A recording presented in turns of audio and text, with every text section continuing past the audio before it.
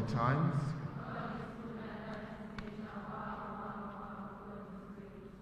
In the first reading today, we are presented with the end of the first missionary journey of St. Paul.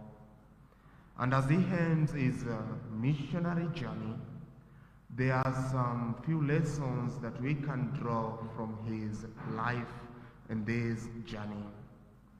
The first one, dear friends, we are told that we need to support the missionaries with our prayers, with our words of encouragement, and stand in solidarity with them.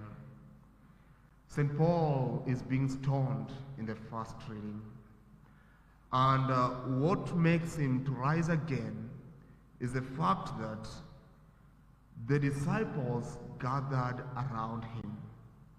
Many a times, my dear people of God, when someone falls, instead of gathering around him, we run away. But today we are called to always stand in solidarity with our brothers and sisters.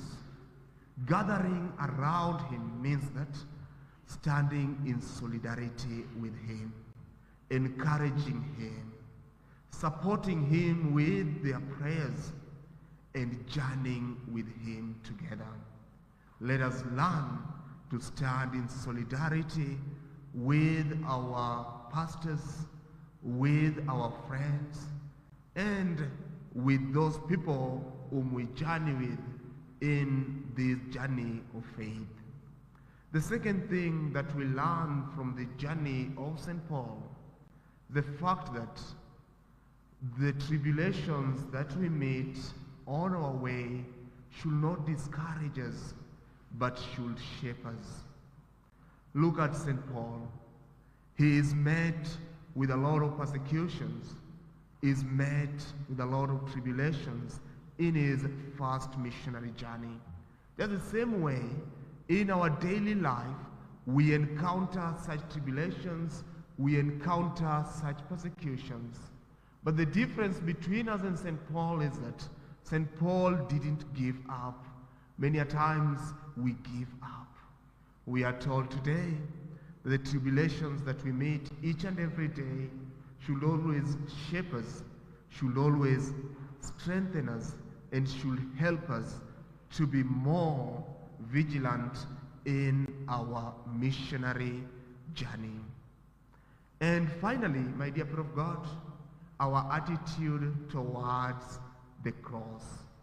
St. Paul finds himself favored because of the persecutions that he meets on his way of evangelization. We need to ask ourselves, what is our attitude towards the cross? Do we embrace the cross positively? On Sunday, Christ shared with us one thing, that he is the way. And the way that he shared with us is the way of the cross. My dear people of God, we need to love and embrace the life of the cross. We need to be positive about the crosses that comes our way. The only problem that we have with this generation of Christians is that there is a generation of Christians that want to be glorious, but without embracing the cross. We want to be prosperous, but without taking the path of the cross.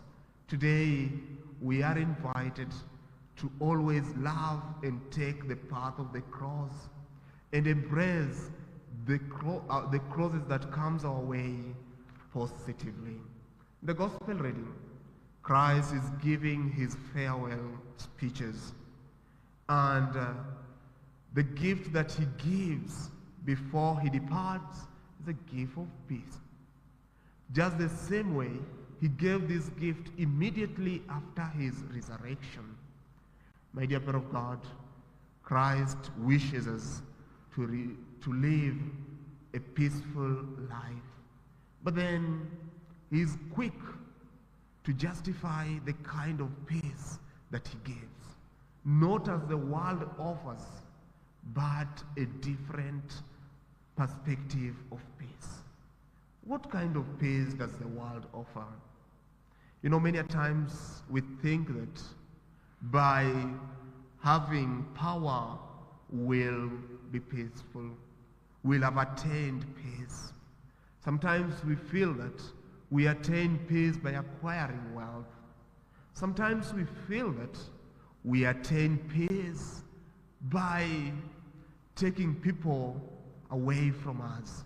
My dear people of God, Christ is telling us that the peace that he gives is that of the Spirit. He tells us that what he gives is the calmness of the soul, the serenity of the soul. And this is the kind of peace that we need to pursue each and every time as missionaries. Finally, my dear people of God, Christ tells us not to be troubled. He tells us not to worry because he is taking the path first. Then immediately after that, he will call us to take the same path. And this is the message that he gives to you and me. Do not be troubled. Do not worry. When you face persecutions, when you face tribulations, do not worry. Do not be troubled. And finally, let us learn to reach out to those people at the periphery. And that is what St. Paul does in the first reading. He reaches to the Gentiles. You and me, let us reach out to those people who are abandoned, to those people who are sidelined, to those people who are at the periphery. Just the same way our Blessed Mother stands with us each and every time. She encourages us with her way of life. She encourages us with her petitions. Let us also emulate her and encourage one another. Glory be to the Father, and to the Son, and to the Holy Spirit.